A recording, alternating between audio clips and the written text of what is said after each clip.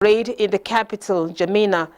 Hundreds of military officers participated in the parade, showcasing the nation's military strength, as President Debby and other local authorities observed the proceedings. Comfort Fashion has the story.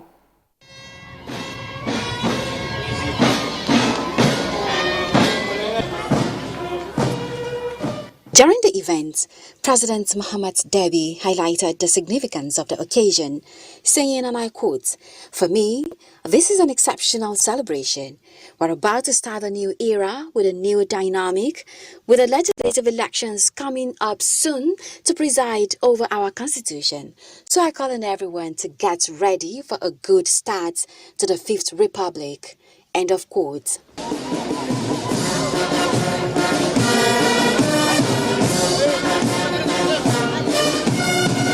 Meanwhile, on the eve of the Independence Day, the president said in a televised address to the nation, narrating the event which took place from the first years of their independence, he said their young nation had to face several conflicts which hampered its momentum of development. Internal wars and external aggressions marred the destiny of the country for several decades.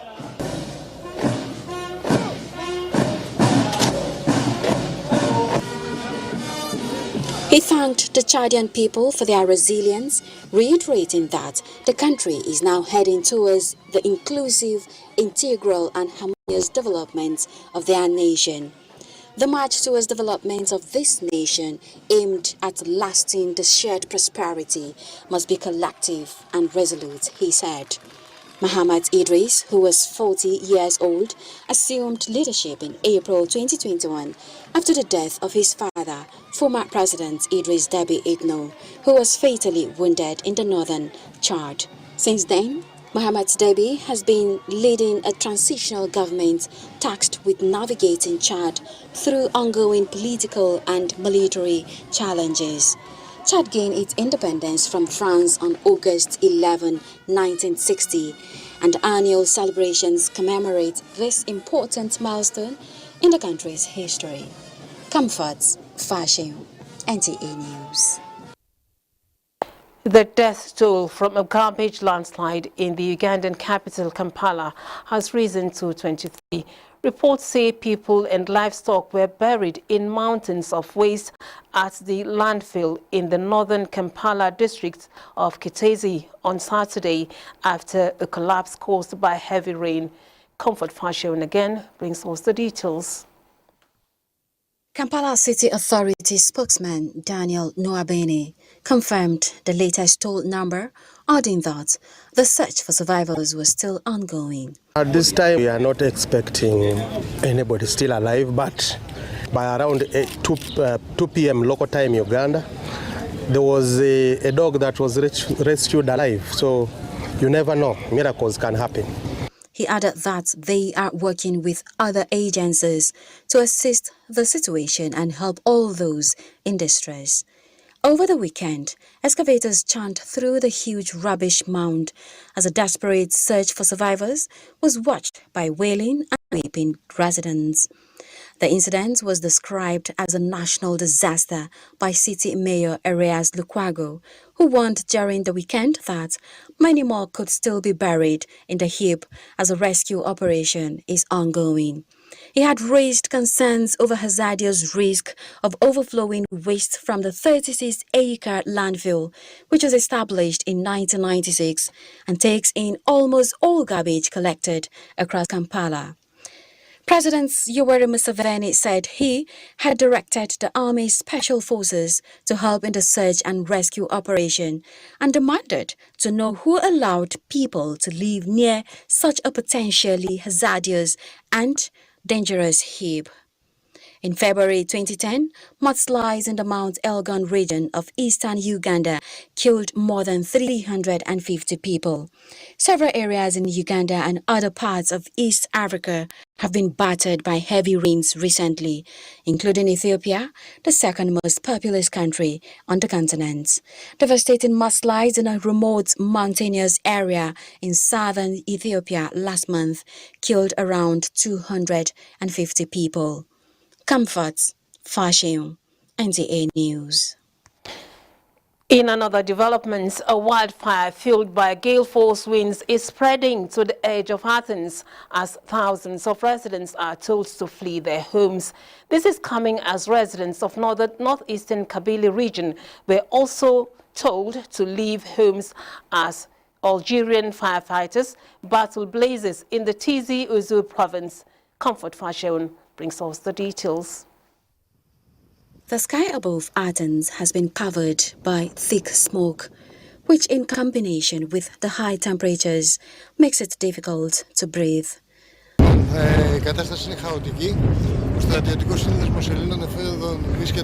The fire brigade spokesman said houses were caught alight in Varnavas, about 20 miles northeast of the capital Greek, and a children's hospital and military medical facility were evacuated at dawn. 65 people were evacuated from a psychiatric hospital in Pentale, while power outages in other areas affected by the wildfire makes the firefighting operation really difficult.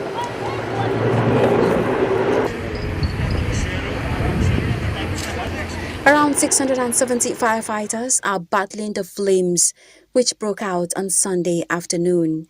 Greece battles several wildfires with smoke covering parts of the capital Athens in a haze amid warnings for extreme weather conditions for the rest of the week.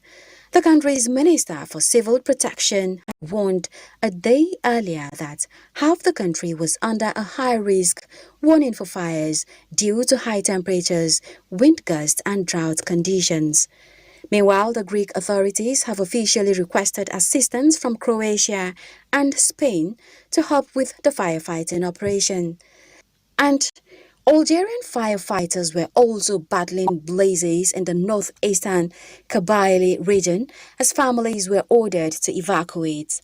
Civil defense officials admitted that numerous wildfires have broken out in Tizi Ouzou since Friday, though most of them have been brought under control. Wildfires are a common sight in summer in northern Algeria, increasingly exacerbated by droughts and heat waves, which scientists say are linked to climate change. Comfort Fashion, NTA News. Hong Kong's court on Monday unanimously dismissed the bid to overturn the convictions of a media tycoon, Jimmy Lai, and 6 other pro-democracy campaigners for an unauthorized assembly in 2018. Lai, 76, the founder of the pro-democracy newspaper Apple Daily, and 6 others, including veteran Democrat Martin Lee, had been found guilty of organizing and participating in an unauthorized assembly in August 2019 during months-long pro-democracy protests in the China-ruled city. While a lower court had overturned their conviction for organizing the unauthorized assembly, but their conviction for taking part in an unauthorized procession was upheld. Their appeal centered on whether the conviction was proportionate to fundamental human rights protections, a principle set down in 2 non-binding decisions of Britain's Supreme Court known as operational proportionality. Chief Justice Andrew Chung and Judge Roberto Ribeiro wrote in the main judgments that the 2 UK decisions should not be followed in Hong Kong, as there's differences between the legal frameworks for human rights challenges in Hong Kong and the UK. David Neuberger, a former head of Britain's Supreme Court, was one of the 5 judges on the Court of Final Appeal, CFA, who heard the case, adding to the debate over whether foreign judges should continue to sit on the city's highest court amid a national security crackdown. The judgment came 2 months after the resignations of 2 British judges from Hong Kong's Court of Final Appeal, Lawrence Collins and Jonathan Sumption. Sumption said Hong Kong was becoming a totalitarian state and the city's rule of law had been profoundly compromised. You're watching the news on NTA International, reaching you from our studios in Abuja. Time now to take some messages. Do stay tuned. Thank you for staying. President Bola Tinubu celebrates Nigeria's youths and extols their creative zeal and agency to drive digital adoption, trends and innovation in Nigeria and beyond. President Tinubu affirms that within the nation's youths lies the excellent spirit and pearl of transformation to digitally innovate Nigeria to prosperity and global acclaim. The president acknowledges the strides of the youth in diverse spheres, especially in developing billion-dollar technologies and innovations to make the world a more prosperous and evolved place. He salutes the Nigerian youth in Abuja with only a ring light and a camera, creating legitimate income and wonders in amusements. That young woman entrepreneur in Aba creating inimitable fashion pieces. And that young man in Kano creating pathways for sustainable agriculture through agro-technology. President Tinubu states that it is in furtherance of harnessing the creative talents of the youth that his administration relaunched the Nigeria Youth Investment Fund, NYIF, under the Federal Ministry of Youth Development. Now, Speaker of the House of Representatives, Tajuddin Abbas, restates the commitments of the Green Chamber to empowering young Nigerians as the world marks the International Youth Day. Speaker Abbas, while congratulating Nigerian youth on this day, says the 10th House under his leadership has prioritized youth-oriented legislation and will continue to give issues affecting the Nigerian youths the utmost attention they deserve. The Speaker urges the youth to remain patriotic, law-abiding and optimistic about Nigeria's progress and economic development. Members of the youth wing of Labour Party have joined their counterparts across the world to celebrate the 2024 International Youth Day. National Chairman of the party, Julius Aburi, who addressed the gathering, called on the youths to go beyond their creative innovation in science and technology to take up leadership roles in the country. He challenged them to learn from the examples of some past leaders who were bold enough to fight for positions of authority in their chosen fields and set standards for others.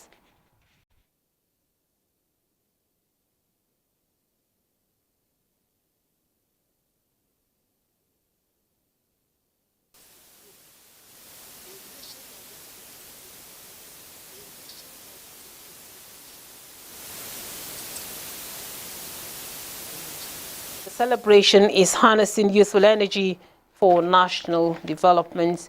We apologize for the lack of audio in that track-up. Now, harnessing Nigeria's vast youth population to drive food security initiatives of governments is now a priority for agencies in the agricultural space, as the forum to mark International Youth Day in Abuja, put together by the Global Initiative for Food Security and Ecosystem Preservation. The place of youths in the entire process was examined. Kelvin Iwunwayi reports. Clicks to Progress, Youth Digital Pathways for Sustainable Development is the theme for this year's International Youth Day, where it seeks to play up the enormous potential of young people in digital space, deploying those skills to assisting in food security initiatives and creating jobs in the process is what this forum is about.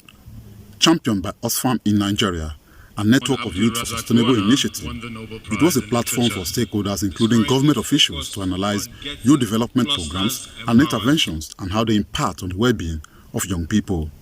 Young people that nobody sees, from Rivers to Kaduna to Maiduguri to Ondo, just name it. We bring them up, we look out for the work that they are doing, whether it's in education or in healthcare, and find out ways to be able to spotlight them. The delayed rainfall leading to poor harvest in farmers is real. The inflation of prices of foodstuff due to scarcity caused by climate change is real. Here was where we had youths offering digital solutions to climate change impact and around their communities. Fallout from this forum are expected to form part of the guide to develop more government youth programs on food security and job creation. In Abuja, Kelvin Iwunwayi, NTA News. Still on youth matters, Minister of Youth Development Dr. Jamila Bio Ibrahim has solicited the intervention of NTAi to address the ecological challenges in Barutan local government area of Kwara State. The minister made the plea when she led the management team of the NTAi on an on-the-spot assessment of the situation in the community which is located in Kwara North Senatorial District. Aisha Abubakar Yahaya reports. The team was at Gure Irrigation and Yeshikira Irrigation Dams, the palace of the Emir of Ilesha Baruba, Okuta and Yeshikira, where the traditional rulers enumerated challenges facing their communities with a call on the team to help in finding lasting solutions to the problems. Dr. Jamila Bio Ibrahim emphasized that the tour with the managing director of NTAi was instituted to interact with the communities who contributed to hydroelectricity generation and ensure that the mandate of President Bola Ahmed Tinubu aimed at ensuring inclusivity in development, especially as it affects the communities who contributed to hydroelectricity generation. We will take our report to Mr. President and the Secretary to the Government of the Federation to see how NTAi can collaborate as well with other agencies that work in border communities and hydroelectric power communities. We are taking note of these observations and complaints, and we will go back to our offices, to the drawing board, and make sure that we take care of these challenges in our development plans. The team was also at Makaroko, where a block of 3 classrooms, office and VIP toilets constructed and equipped by NTAi to enhance access to quality education were inaugurated by the Minister of Youth Development. It is believed that if adequate financial backing is given to NTAi, hydroelectricity generating communities in the country will be more developed and the nation will be better for it. Aisha Abubakar Yahaya, NTA News. The River State Commissioner of Police, Tunde Dusu, has condemned the attack on the party secretariat of the Action People's Party of Nigeria in Port Harcourt, River State.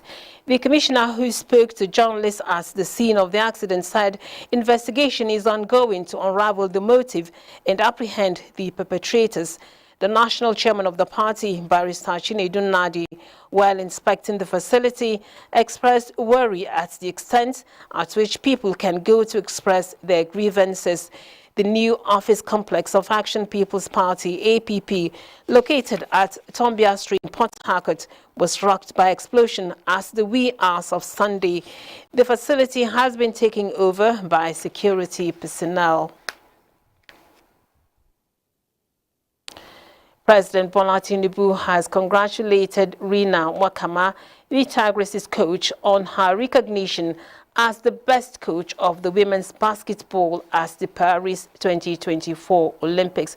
President Tinubu states that the recognition of Wakama by the International Basketball Federation, FIBA, further ascends her leadership qualities and dedication to excellence. The president commends the team, the coach, and all those who played a part in the unprecedented feat at the Olympics, enjoining them not to relent but remain resilient and determined for greatness. A statement signed by the special advisor to the president on media and publicity, Ajuri Ngelale, indicates the Nigerian women's basketball team, the Tigers, put up a spectacular performance at the Olympics, becoming the first African basketball team to play in the quarterfinals at the Olympics Games. Tuesday's weather forecast is next.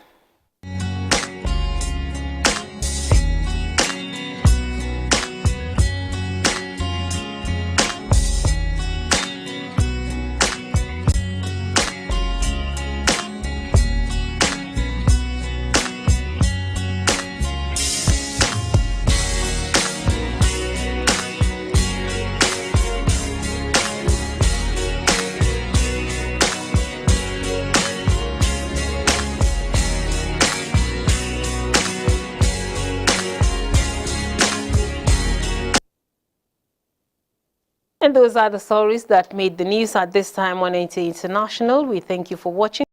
Shegun Ajayi has been the sign language interpreter, and I am Lami Ali. Do have a good evening.